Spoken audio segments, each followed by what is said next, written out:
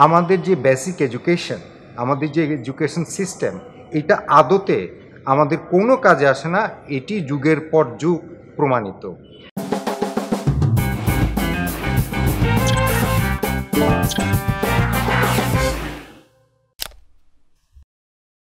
Diploma এবং BSc engineer মিলে বাংলাদেশে প্রতি বছর শিক্ষার্থী বের হয় প্রায় 5,000-এর উপরে।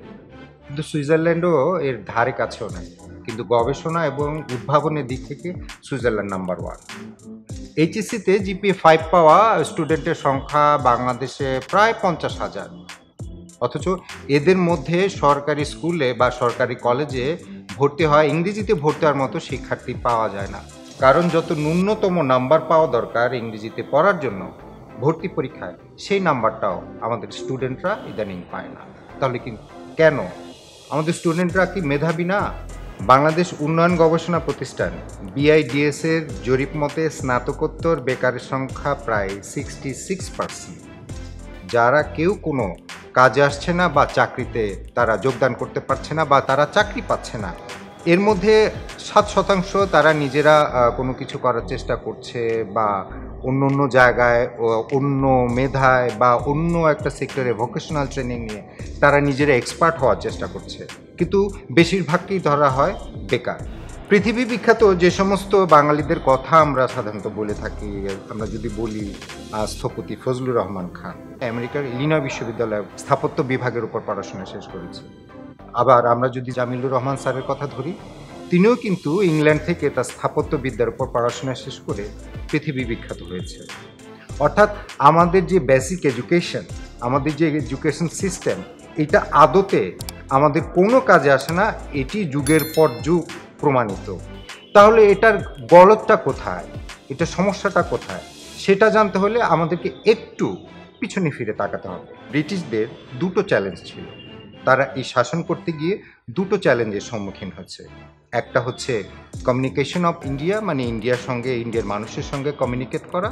আর দ্বিতীয়ত হচ্ছে তারা যে ক্লার্ক বা তাদের অধীনে যারা কাজ করবে সেই সমস্ত লোকের তারা সংকট মনে করেছে, এবং সেই কারণে তারা তাদের যে সমস্যা সেই সমস্যাটা সমাধান করতে পেরেছিল। অর্থাৎ ইন্ডিয়াকে বা ভারতীয় মহাদেশ উপমহাদেশকে তারা কন্ট্রোল করতে পেরেছিল, মানুষের সাথে কমিউনিকেট করতে পেরেছিল, এবং তাদের যে কাঙ্ক্ষিত ক্লার্ক বা কেরানি যাদের মধ্যে বিন্দু মাত্র মেধা থাকবে না, তাদেরকে তারা পালতে পেরেছিল এবং তাদেরকে কমিউনিকেট করে তাদের ভাষা বুঝে তাদেরকে নিয়ন্ত্রণ করবার চেষ্টা করেছিল। তার মানে কি 1835 সালে যে শিক্ষানীতি প্রণয়ন হয়েছে, যে অ্যাক্ট প্রণয়ন হয়েছে, সেটি মাত্র কেরানি তৈরির জন্য, অন্য কোনো কিছুর জন্য নয়, বা পিএইচডি হোল্ডার বা অন্য ক্ষেত্রে যারা অবদান রাখবে সেই সমস্ত বিষয়ে মাথা রেখে কিন্তু ব্রিটিশরা এই একটা এডুকেশনে একটা প্রণয়ন করেনি। যদি সেই সমস্ত ভালো কিছুর উদ্যোগ তারা নিত, এই একটা যদি তখনকার ভারতীয় উপমহাদেশের মানুষের কাজেই আসতো, তাহলে এই অ্যাক্টের 2-1টি ধারা অন্তত তারা গ্রেট ব্রিটেনে সেটা সাবমিট করতো, সেখানে অ্যাপ্লাই করে দেখতো, কিন্তু সেটি তারা করেনি। তার মানে হচ্ছে 200 বছর আগে যে শিক্ষানীতি, সেই শিক্ষানীতিটা ছিল শুধুমাত্র চাকর তৈরি করা, পিয়ন তৈরি করা বা সর্বোচ্চ কেরানি বা ক্লার্ক, এ পর্যন্ত, অন্য কোনো কারণে নয়। ব্রিটিশরা যে এই উপমহাদেশ শাসন করতো তখনও কিন্তু এই ইংরেজিটা সেকেন্ডারি ছিল না, কিন্তু ইংলিশটা একটা ক্লাস হয়ে গিয়েছিল। অথচ তখন থেকে এখন পর্যন্ত আমরা যদি চীনের দিকে তাকাই, আমরা যদি ইউরোপের দিকে তাকাই, শুধুমাত্র ব্রিটেন ছাড়া কোথাও কিন্তু ইংরেজিকে তেমন একটা ধর্তব্যের মধ্যে ধরে না। বিশেষ করে জার্মানি এবং ফ্রান্সে আপনি যদি ইংরেজিতে কথা বলেন বর্তমানেও, তখন তারা জানলেও কিন্তু উত্তর দেবে না। অর্থাৎ ইংরেজিটাকে আমরা এতটাই গুরুত্ব দিয়েছি, যেটা আমাদেরকে শুধুমাত্র ক্লার্ক বানানোর জন্য এই আইনটি প্রণয়ন করেছে, এবং প্রত্যেকটা ক্ষেত্রে ইংরেজিকে প্রায়োরিটি দেওয়া হচ্ছে, এবং এই প্রায়োরিটি দিতে দিতে এক পর্যায়ে হচ্ছে কি, যারা ইংরেজি জানে না তাদেরকে বলা হচ্ছে যে মূর্খ। ব্রিটিশরা এই মহাদেশ ছেড়েছে 74 বছর আগে, এবং বাংলাদেশ স্বাধীন হয়েছে প্রায় 50 বছর। এখনো পর্যন্ত কিন্তু আমাদের যে শিক্ষানীতি, যে সেটা আমরা উপযোগী করছি না। অর্থাৎ মানুষের জন্য যেটা কাজে লাগবে, মানুষ যেটা দিয়ে কিছু করে খেতে পারবে, সেই জাতীয় শিক্ষানীতি কিন্তু এখনো পর্যন্ত 50 বছর পার হলেও স্বাধীনতা আমাদের প্রণয়ন করা হয়নি বা এখনও হচ্ছে না। পুয়ার কমিউনিকেশন বলা হবে যদি আপনি ইংরেজি ভালো না জানেন। অথচ অন্য একটি বিষয়, অন্য একটি সাবজেক্টে যে আপনি কত এক্সপার্ট, সেই বিষয় কিন্তু আমাদের দেশে এখনও মূল্যায়ন করা হয় না। বাংলাদেশে এখনও কিন্তু 5 বছরের পুরনো বিষয়কে আপডেট ধরা হয় না, কিন্তু আমাদের শিক্ষানীতি চলছে সেই 200 বছরের পুরনো ফরম্যাটেই। আমাদের শিক্ষা ব্যবস্থা ভালো এটা প্রমাণের জন্য এসএসসি এবং এইচএসসি নামে দুটি পরীক্ষার প্রতিযোগিতা হয়, এবং এই প্রতিযোগিতায় যারা ভালো ফলাফল করে তাদেরকে গ্রেট স্টুডেন্ট অর্থাৎ খুব ভালো ছাত্রছাত্রী বলা হয়। ইদানিংকালে যে অভিযোগ এসেছে যে ইচ্ছাকৃত মার্ক বাড়িয়ে দিয়ে পাসের হার বাড়ানো হচ্ছে, কিন্তু শিক্ষার মান সেই তুলনায় কিন্তু বাড়ছে না। তার কারণ আপনার বেসিক বিষয়ের কথা বলে যে মোটা মোটা বই স্টুডেন্টদেরকে পড়াচ্ছে বা তারা নানান জায়গা থেকে শিখছে বা যে বইগুলো দিচ্ছে সেগুলো পড়বার জন্য সেই সমস্ত বিষয়, সেই সাবজেক্টগুলোর বিষয় জানবার জন্য কিন্তু এত মোটা মোটা বই এই মুহূর্তে প্রয়োজনের দরকার নেই। আপনি লক্ষ্য করবেন যে এখন আপনি যাই জানতে চান, গুগলে সার্চ দিলে, ইউটিউবে সার্চ দিলে কিন্তু সঙ্গে সঙ্গে সেই বিষয়গুলো চলে আসছে। অথচ যে বিষয়গুলোকে আপনি সহজেই পেয়ে যাচ্ছেন সেইগুলোকে আপনার মোটা মোটা বই দিয়ে পড়িয়ে আপনার কাছ থেকে একটা ফলাফল নেওয়া হচ্ছে, এবং আদতে সেটাকে হচ্ছে সেই ফলাফল যে ক্যারি করছে, যে বিভিন্ন বিশ্ববিদ্যালয় বা কলেজে ভর্তি হতে চাচ্ছে সেটা কিন্তু সে পাচ্ছে না, উত্তীর্ণ হচ্ছে না, পরীক্ষায় ফেল করছে, যার কারণে যে স্টুডেন্টরা এই ফেল করে তারা কিন্তু একেবারে হতাশাগ্রস্ত হয়। তথ্য বলছে আমাদের বিশ্ববিদ্যালয়গুলো গবেষণা খাতে মাত্র 1% টাকা ব্যয় করে। আমি 2019 সালের কথা বলতে পারি। 2019 সালের ঢাকা বিশ্ববিদ্যালয়ের ব্যয় ছিল প্রায় 700 কোটি টাকার উপরে। সেখানে গবেষণা খাতে ঢাকা বিশ্ববিদ্যালয় ব্যয় করেছিল 5 কোটি 20 লাখ টাকা, অর্থাৎ 1%-এর কাছাকাছি। গবেষণা খাতে যদি এত কম টাকা ব্যয় করে তাহলে শিক্ষা, মেধা বা উদ্ভাবন সেটি আসবে কোত্থেকে? আমি যে প্রথমেই বলেছিলাম যে সুইজারল্যান্ডের কথা, তারা গবেষণা খাতে ব্যয় করে তাদের জিডিপির 49%, সিঙ্গাপুর ব্যয় করে তাদের গবেষণা খাতে বা উদ্ভাবনী শক্তিতে তাদের জিডিপির প্রায় 50%। A plus b whole square formula কি? A square plus 2ab plus b square. এখন এই ফর্মুলাটি মানুষের প্রাত্যহিক জীবনে কোন কাজে আসে? না টিচার জানে, না প্রিন্সিপাল জানে, না স্টুডেন্ট জানে, না কোনো জ্ঞানী জানে, না কোনো মূর্খ জানে। অথচ আমাদেরকে কিন্তু এটি যুগের পর যুগ, বছরের পর বছর পড়িয়ে আসছে। A plus b whole square formula হচ্ছে a square plus 2ab plus b square. হয়তো এটা দিয়ে কোনো কাজ হয় কোনো অঙ্কে, কোনো জায়গায়, কিন্তু আদতে আমাদের প্রাত্যহিক জীবনে কোনো কাজে আসে? কোনো কাজে আসে না। আদতে এটা কোনো কাজে আসে কিনা যদি কেউ জেনে থাকেন তাহলে কমেন্ট বক্সে অবশ্যই লিখে জানাতে পারেন যে এ প্লাস বি হোল স্কোয়ারের ফর্মুলায় কে কী ফলাফল পেয়েছেন আজ পর্যন্ত। আমাদের এডুকেশন সিস্টেমে, আমাদের শিক্ষানীতিতে বা আমাদের যে বেসিক সিস্টেম আছে সেটিতে কিন্তু আপনি যে বাড়তি কিছু পড়াশোনা করবেন সেই জাতীয় কোনো অপশনও নেই। কারণ প্রথমে সায়েন্স, পরে কমার্স, তারপরে আর্টস। সায়েন্স আর কমার্স যারা পড়ে তাদেরকে ধরা হয়, কারণ সায়েন্সে যারা পড়াশোনা করে পিতামাতারা, অভিভাবকরা সেই সন্তানকে ডাক্তার বা ইঞ্জিনিয়ার পড়াতে চায়। যে কমার্স পড়ে তাকে হয়তো অ্যাকাউন্টিং শিখিয়ে অ্যাকাউন্টেন্ট করতে চায় বা ফিনান্সিয়ালি কোনো একটা জায়গায় দাঁড় করাতে চায়। কিন্তু যে আর্টসে পড়াশোনা করে, যেটাকে আমরা মানবিক শাখা বলি, মানবিক শাখায় যে স্টুডেন্ট পড়াশোনা করে আমরা এখনো পর্যন্ত যেটি জানি সবচেয়ে বাজে সাবজেক্ট হিসেবে ধরা হয়। এখন মানবিক শাখাতেও যদি কোনো ছাত্রকে কলেজ কর্তৃপক্ষ কোচিংয়ের ব্যবস্থা করে তাহলে কিন্তু অভিভাবকরা সেই মানবিক শাখায় সেই ছাত্র বা ছাত্রীকে পড়ানোর জন্য কিন্তু কোচিংয়ে দেবে না, কারণ অভিভাবকরা নিজেরাও মনে করে যে মানবিক শাখা মানে আর্টসে পড়াশোনা মানে একদম ডাল স্টুডেন্ট, সে কিছুই জানে না বা কোনো কিছুই হওয়ার তার সম্ভাবনা নেই। এইভাবে তৈরি হয় আমাদের এডুকেশন সিস্টেমে অনেক ছাত্রছাত্রী যারা আসলে কোনো ভবিষ্যৎ থাকে না, তারপরেও কিন্তু তারা নিজেদেরকে তৈরি করবার জন্য চেষ্টা করে। ছোটবেলা থেকে আমরা যে জিনিসটা দেখে এসেছি যে বাবা মারা তার সন্তান বা বাচ্চারা যখন পড়াশোনা করে তখন তাকে একটা প্রেশার দিয়ে থাকে, মানসিক প্রেশার। সেটি হচ্ছে যে পরীক্ষায় ভালো ফলাফল করতে হবে, যদি ভালো ফলাফল না করো তাহলে জীবন বরবাদ।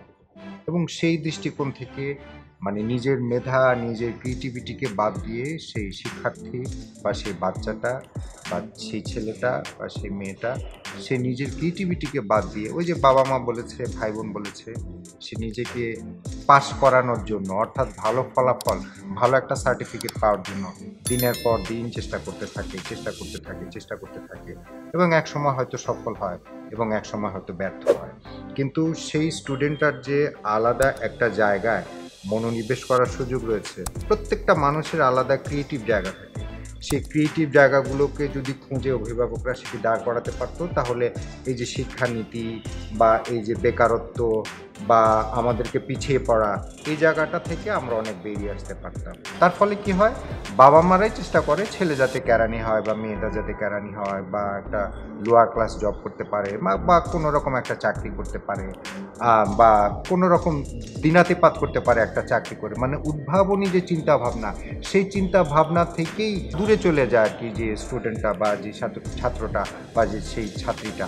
সে চিন্তা করে যে আমি যে অন্য একটা ক্রিয়েটিভ জিনিস জানি, সেই ক্রিয়েটিভ জিনিসের দিকে যেহেতু আমি মনোনিবেশ করতে পারছি না, বাবা মা বা অভিভাবক বা গার্জিয়ানের যেটা চায় শুধুমাত্র চাকরি বা কিছু একটা করা, তাহলে সেই দিকেই মনোনিবেশ করতে হবে। এবং সেই সাধারণ যে চাকরি, ক্লারিক্যাল জব বা নর্মাল কোনো জব যদি বলি, সাধারণ কোনো চাকরি, সেদিকে মনোনিবেশ, সেটিকে পাওয়ার জন্য যে পড়াশোনাটা করা দরকার, সেই পড়াশোনাটাই সেটুকু করে। আমি বিসিএসের কথা বলবো না, বিসিএস ওটা একটা প্যাশন হয়ে গেছে। কারণ বিসিএসের গল্পটা আবার ভিন্ন। অনেকে 5 বছর 6 বছর চেষ্টা করে বিসিএস পরীক্ষায় পাশ করার জন্য চেষ্টা করতে থাকে। আপনি তাকে জিজ্ঞেস করেন যে তুমি 5-6 বছর কেন চেষ্টা করছো একটা পরীক্ষার জন্য বা একটা চাকরির জন্য, তখন তার কাছ থেকে বক্তব্য আসতে পারে এইরকম অনেক ক্ষেত্রে যে জবটা সিকিউর। অর্থাৎ সরকারি চাকরিটা পেলে অ্যাটলিস্ট কাজ না করলেও বেতনটা পাবে এবং চাকরিটা যাবে না। এই সিকিউর জবের জন্য কিন্তু একটা স্টুডেন্ট, ওই যে আবার বলছি, তার ক্রিয়েটিভ জায়গা, তার ক্রিয়েটিভিটি থেকে নিজেকে বাদ রেখে সে সেই সিকিউর জবের জন্য প্রাণান্তকর চেষ্টা চালিয়ে যায়। এটির পিছনে মূলে কি? এটার পিছনে মূল যেটি, সেটা আমরা বলছি, যেটা আমি একটু আগে বলছি, সেটা হচ্ছে শিক্ষানীতি। মানে আমাদেরকে ছোটবেলা থেকে যে এডুকেশন সিস্টেমে বড় করা হচ্ছে, সেই বড় করাটাতে আমাদেরকে যে নিজেরা যে আমরা স্বনির্ভর হব, আমরা নিজেরা যে নিজেদেরকে তৈরি করব, মানে উদ্ভাবনী শক্তি থাকবে, আমরা অন্য ক্রিয়েটিভ জায়গায় নিজেদেরকে দাঁড় করাবো, সেই সুযোগটা থাকে না। আমি তো এক নিঃশ্বাসে বলতে পারি, বাংলাদেশে যত সফল মানুষ, আমরা প্রত্যক্ষভাবে সরাসরিভাবে যাদেরকে দেখি, তারা বর্তমান এডুকেশন সিস্টেমের কারণে সফল হয়নি। আমরা যদি যমুনা গ্রুপের কথা বলি, প্রয়াত নুরুল ইসলাম বাবুল, সে যে এত বড় সাম্রাজ্য তৈরি করেছে, কি বর্তমানে বাংলাদেশে যে এডুকেশন সিস্টেম, সেই এডুকেশন সিস্টেমের কোনো একটি অভিজ্ঞতা কি সে কাজে লাগিয়েছে? আমার তো মনে হয় না। আমি যদি সাকিব আল হাসানের কথা বলি, আমি যদি মেঘনা গ্রুপের মোস্তফা কামালের কথা বলি, তিনি কি কোন এই এডুকেশন সিস্টেমের ফলে নিজে যে এত বড় সাম্রাজ্য প্রতিষ্ঠা করতে পেরেছে? তা কিন্তু না। এখন যেটি করা উচিত সবসময়, এটা যেটা আমরা মনে করি, আমি মনে করি ব্যক্তিগতভাবে, সেটি হচ্ছে যে বাংলাদেশের যে পলিটিক্যাল লিডাররা, বাংলাদেশের যে সংসদ সদস্যরা, বাংলাদেশের যে স্থানীয় সংসদ সদস্যরা বা স্থানীয় নেতৃবৃন্দ, আইন করা উচিত যে যে এলাকা থেকে নির্বাচন করবে, যে এলাকা থেকে জিতবে, জনপ্রতিনিধি হবে, তাদের সন্তানকে ওই এলাকার স্কুল, ওই এলাকার কলেজ, ওই এলাকার বিশ্ববিদ্যালয়ে পড়ালেখা করাতে হবে। তাহলে হয়তোবা আমাদের যে এডুকেশন সিস্টেম, আমাদের যে স্কুলগুলো খারাপ, আমাদের যে কলেজগুলো অনুন্নত, সেদিকে সরকার একটু মনোনিবেশ হবে। সেটা যদি একটা পর্যায়ে দাঁড়ায়, তাহলে হচ্ছে যে আমাদের যে স্টুডেন্টরা, তারা ভবিষ্যতে কোনো কিছু করতে পারবে সেই দাঁড় করানো প্রতিষ্ঠানগুলোতে শিক্ষা গ্রহণ করে। আগামী 10 বছর পরে বিশ্ব যেভাবে সামনের দিকে এগিয়ে যাচ্ছে, প্রযুক্তি যেভাবে সামনের দিকে এগিয়ে যাচ্ছে, প্রযুক্তি নির্ভর হয়ে যাচ্ছে বিশ্ব, আমি নিশ্চিত করে বলতে পারি বাংলাদেশের যে এডুকেশন সিস্টেম, এই সিস্টেমে পড়াশোনা করালে, লেখাপড়া করালে স্টুডেন্টদের বা এই এডুকেশন সিস্টেমে যারা পড়াশোনা করবে, তাদের ভবিষ্যৎ অন্ধকার। এডুকেশন সিস্টেম পাল্টাতে হবে প্রযুক্তির সাথে। বিশ্ব যেভাবে চলছে, সেই যুগের সাথে তাল মিলিয়ে আমাদের শিক্ষা নীতিও পরিবর্তন করতে হবে। টেসলার যে নির্বাহী ইলন মাস্কের একটি সংবাদ সম্মেলন দেখেছি।